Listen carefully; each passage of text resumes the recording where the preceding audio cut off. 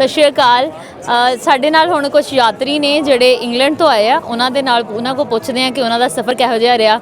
ਤੇ ਮੈਮ ਸਭ ਤੋਂ ਪਹਿਲੇ ਤਾਂ ਤੁਹਾਨੂੰ ਬਹੁਤ ਬਹੁਤ ਵਧਾਈਆਂ। ਤੇ ਮੈਂ ਤੁਹਾਡੇ ਕੋਲ ਪਹਿਲੇ ਪੁੱਛੂੰਗੀ ਕਿ ਤੁਸੀਂ ਇੱਥੇ ਪਹੁੰਚੇ ਕਿੱਦਣ?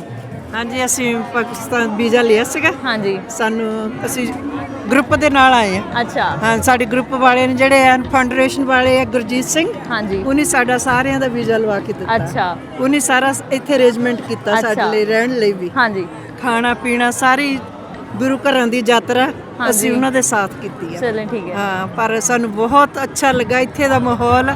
ਜਿਹੜੇ ਪਾਕਿਸਤਾਨ ਦੇ ਭਾਈ ਹਾਂਜੀ ਹੈਗੇ, ਬਹੁਤ ਰਿਸਪੈਕਟ ਕੀਤੀ ਸਾਡੀ, ਵੈਲਕਮ ਬਹੁਤ ਅੱਛਾ thank you so much ma'am. ਅੱਛਾ ਮੈਡਮ, ਤੁਸੀਂ ਮੈਨੂੰ ਦੱਸਣਾ ਪਹਿਲੇ ਤੁਹਾਡਾ ਨਾਮ। ਮੇਰਾ ਨਾਮ ਬਾਂਸੋ ਆ। ਹਾਂਜੀ ਹਾਂਜੀ। ਤੇ ਮੈਮ ਤੁਹਾਡਾ ਨਾਮ ਕੀ ਹੈ? ਮੇਰਾ ਨਾਮ ਸੁਰਿੰਦਰ ਕੌਰ ਆ। ਅੱਛਾ। ਤੇ ਮੈਮ ਤੁਸੀਂ ਦੋਨੋਂ ਪਿੱਛੋਂ ਇੱਕੋ ਡਿਸਟ੍ਰਿਕਟ ਦੇ ਹੋ ਜਾਂ? ਅਸੀਂ ਇੱਕੋ ਸ਼ਹਿਰ ਵਿੱਚ ਰਹਿੰਦੇ ਆ, ਇੰਗਲੈਂਡ ਵਿੱਚ। ਤੇ ਇੱਥੇ ਜਿੱਦਾਂ ਮੈਂ ਜਲੰਧਰ ਜ਼ਿਲ੍ਹੇ ਵਿੱਚ ਆ, ਇਹ ਬੰਗੀਆਂ ਨੂੰ ਬਿਲੋਂਗ ਕਰਦੇ ਆ। ਅੱਛਾ। ਤੇ ਜਿੱਦਾਂ ਇਕੱਠੇ ਸਾਡਾ ਗਰੁੱਪ ਕਰਤਾਰਪੁਰ ਕਮੇਟੀ, ਜਿੱਦਾਂ ਹਾਂਜੀ, ਯਾਤਰਾ ਕਮੇਟੀ, ਉਹ ਲੈ ਕੇ ਆਏ ਆ। ਅੱਛਾ। ਉਧਰੋਂ ਸਾਡੇ ਵੀਜ਼ੇ ਜਿੱਦਾਂ ਉਹਨਾਂ ਨੇ ਅਰੇਂਜ ਕੀਤਾ। ਇੱਥੇ ਸਾਨੂੰ ਮੋਰੇ ਕੋਚਾ ਲੈ ਕੇ ਆਈਆਂ ਅੰਮ੍ਰਿਤਸਰ ਤੋਂ। ਤੇ ਇੱਥੇ ਸਾਡਾ ਬਹੁਤ ਸਤਿਕਾਰ ਹੋਇਆ। ਜਿੱਦਾਂ ਸਾਨੂੰ ਇੰਨਾ ਨਹੀਂ ਸੀਗਾ ਜਿੱਦਾਂ ਵੀ ਸਾਡਾ ਇੰਨਾ ਹੋਊਗਾ, ਪਰ ਜਦ ਬਹੁਤ ਸਿਰ ਉੱਚਾ ਹੋਇਆ ਗੁਰੂ ਮਹਾਰਾਜ ਦੇ ਜਨਮ ਦਿਨ ਤੇ, ਕਿੰਨੀਆਂ ਖੁਸ਼ੀਆਂ ਵਾਹਿਗੁਰੂ ਨੇ ਸਭ ਨੂੰ ਦਿੱਤੀਆਂ। ਫਿਰ ਸਭ ਇਹ ਸਾਰੇ ਜਗਤ ਨੂੰ, ਸਾਡੇ ਵੱਲੋਂ ਸਿੱਖ ਜਗਤ ਨੂੰ ਵਧਾਈਆਂ ਹੋਣ ਗੁਰੂ ਨਾਨਕ ਪਾਤਸ਼ਾਹ ਦੇ ਜਨਮ। ਅੱਛਾ ਮੈਡਮ, ਤੁਸੀਂ ਨਾ ਹਲੇ ਮੈਨੂੰ ਇਹ ਦੱਸਣਾ ਵਾ ਕਿ ਤੁਸੀਂ ਜਿਹੜਾ ਸਫ਼ਰ ਕਰਕੇ ਆਏ ਆ, ਉਹਦੇ ਵਿੱਚ ਤੁਹਾਨੂੰ ਕੋਈ ਮੁਸ਼ਕਲ ਤੇ ਨਹੀਂ ਪੇਸ਼ ਆਈ? ਕੋਈ ਮੁਸ਼ਕਲ ਨਹੀਂ ਆਈ। ਮਹਾਰਾਜ ਸਾਡੇ ਨਾਲ ਆਪ ਆਏ ਆ ਜੀ। ਆਪ ਤਾਂ ਹਰ ਟਾਈਮ ਨਹੀਂ ਸਾਡੀ ਸਹਾਇਤਾ ਕੀਤੀ ਜੀ।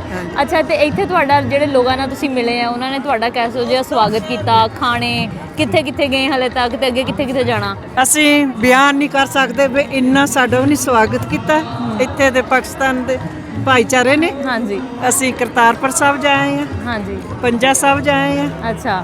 ਅਸੀਂ ਸਿਆਲਕੋਟ ਜਾਏ ਆ। ਅੱਛਾ। ਅਸੀਂ ਅਹਿਮਦਾਬਾਦ। ਅੱਛਾ। ਹਾਂਜੀ, ਉਧਰ ਜਾਏ ਆ ਜੀ। ਹਾਂਜੀ। ਅਸੀਂ ਤੇ ਹਲੇ ਤੁਸੀਂ ਇੱਥੇ ਕਿੰਨੇ ਦਿਨ ਹੋਰ ਸਟੇ ਕਰਨਾ ਵਾ? ਹਾਂਜੀ, ਅਸੀਂ 5-6 ਦਿਨ ਹੋਰ ਹੈਗੇ। ਅੱਛਾ, ਮਤਲਬ 16 ਤੱਕ ਤੁਸੀਂ ਜਾਓਗੇ, ਹੈ ਨਾ? ਠੀਕ ਹੋ ਗਿਆ। ਹੋਰ ਮੈਮ, ਮਤਲਬ ਕੁਝ ਤੁਸੀਂ ਖਾਸ ਦੇਖਿਆ ਹੋਵੇ ਜਿਹੜਾ ਤੁਸੀਂ ਇੰਡੀਆ ਤੇ ਪਾਕਿਸਤਾਨ ਦੇ ਵਿੱਚ ਡਿਫਰੈਂਸ ਦੇਖਿਆ, ਜਾਂ ਜਿਹੜੇ ਤੁਸੀਂ ਗੁਰਦੁਆਰੇ ਅਗਰ ਤੁਸੀਂ ਇੰਗਲੈਂਡ ਦੇ ਵਿੱਚ ਦੇਖਦੇ ਆ ਉਹਨਾਂ ਨਾਲ ਕੰਪੈਰੀਟਿਵਲੀ, ਕਿ ਕਿੱਦਾਂ ਦੀਆਂ ਅਗਰ ਕੋਈ ਚੀਜ਼ਾਂ ਜਿਹੜੀਆਂ ਸੇਮ ਆ ਜਾਂ ਕੁਝ ਡਿਫਰੈਂਟ ਹੁੰਦਾ ਨਾ ਹਰ ਇੱਕ ਕਲਚਰ ਦੀ ਆਪਣੀ ਆਪਣੀ ਸ਼ਹਿਰ, ਤੇ ਤੁਸੀਂ ਮੈਨੂੰ ਦੱਸਣਾ ਕਿ ਤੁਹਾਨੂੰ ਇੱਥੇ ਕੀ ਡਿਫਰੈਂਟ ਲੱਗਾ? ਇੱਥੇ ਥੋੜੇ ਗੁਰਦੁਆਰਿਆਂ ਦੇ ਵਿੱਚ ਤਾਂ ਬਹੁਤ ਹੈ ਨਾ, ਸੰਭਾਲ ਬਹੁਤ ਅੱਛੀ ਤਰ੍ਹਾਂ ਦੀ ਹੈਗੀ ਹੈ। ਹਜੇ ਥੋੜੇ ਗੁਰਦੁਆਰੇ ਹੈਗੇ ਉਹਦੇ ਅੱਛੀ ਤਰ੍ਹਾਂ ਸੰਭਾਲ ਨਹੀਂ ਹੈ। ਅੱਛਾ। ਹਾਂਜੀ, ਉਹ ਅਸੀਂ ਪਾਕਿਸਤਾਨ ਭਾਈਚਾਰੇ ਮੋਰੇ ਟਰਸਟ ਕਰਦੇ ਆ। ਹਾਂਜੀ, ਵੀ ਉਹਨਾਂ ਦੀ ਸਫਾਈ ਥੋੜੀ ਜਿਹੀ ਹੈ। ਹਾਂਜੀ, ਗਲੀਆਂ ਦੇ ਵਿੱਚ ਜਾਣ ਨੂੰ ਬਹੁਤ ਮੁਸ਼ਕਲ ਆਈ ਆ ਸਾਨੂੰ। ਅੱਛਾ। ਉਹ ਛੋਟੇ ਰਸਤੇ ਪਰ ਬਹੁਤ ਗੰਦੇ ਰਸਤੇ ਸੀਗੇ। ਅੱਛਾ, ਉਹ ਰਸਤੇ ਵਗੈਰਾ ਠੀਕ ਹੈ, ਸਹੀ ਹੋ ਗਿਆ। ਹਾਂਜੀ ਹਾਂਜੀ, ਹੋਰ ਸਾਨੂੰ ਕੁਝ ਨਹੀਂ। Thank you so much. ਉਹਦਾ ਬਹੁਤ, ਤੁਸੀਂ ਬਹੁਤ ਅੱਛੇ ਸਾਡੀ ਰਿਸਪੈਕਟ ਕੀਤੀ ਆ, ਵੈਲਕਮ ਕੀਤਾ ਸਾਡਾ, ਹੈ ਨਾ। ਬਹੁਤ ਮਨ ਨੂੰ ਪਹਿਲਾਂ ਜਦੋਂ ਅਸੀਂ ਇੱਧਰ ਆਉਣਾ ਸੀਗਾ, ਐਸੇ ਹੀ ਸਾਡੇ ਪੰਜਾਬ ਦੇ ਭਾਈਚਾਰੇ ਸਾਨੂੰ ਕਹਿੰਦੇ ਸੀ ਉਧਰ ਪਾਕਿਸਤਾਨ में ऐसा है ऐसा है, इधर कुछ नहीं है, मतलब सिर्फ प्यार हैगा इधर। ਤੁਹਾਡੇ ਜਿਹੜੇ ਪਹਿਲੇ ਵਾਲੇ ਬਲੀਫ ਸੀਗੇ ਉਹ ਮਤਲਬ ਅੱਛੇ ਜੀ ਕਨਵਰਟ ਹੋਏ ਆ, ਬੁਰੇ ਨਹੀਂ ਹੋਇਆ। ਚਲੋ, ਇਹ ਤਾਂ ਬਹੁਤ ਸਾਡੇ ਲਈ ਵੀ ਖੁਸ਼ੀ ਦੀ ਗੱਲ ਆ। ਤੇ ਅੱਗੇ ਅਗਰ ਕੋਈ ਹੋਰ ਲੋਕ ਬਾਹਰੋਂ ਆਉਣਾ ਚਾਹੁੰਦੇ ਆ ਤਾਂ ਉਹਨਾਂ ਲਈ ਵੀ ਇੱਕ ਮੈਸੇਜ ਆ। ਅਸੀਂ ਤਾਂ ਉਹਨਾਂ ਨੂੰ ਕਹਾਂਗੇ ਬੇਧੜਕਾਵੋ, ਇੱਧਰ ਬੇਧੜਕਾਵੋ, ਇੱਥੇ ਬਹੁਤ ਵੈਲਕਮ ਕਰਦੇ ਸਭੀ ਭਾਈਚਾਰਾ, ਗਲੇ ਲਗਾਤੇ ਹੈਗੇ। ਹਾਂਜੀ, ਬਿਲਕੁਲ।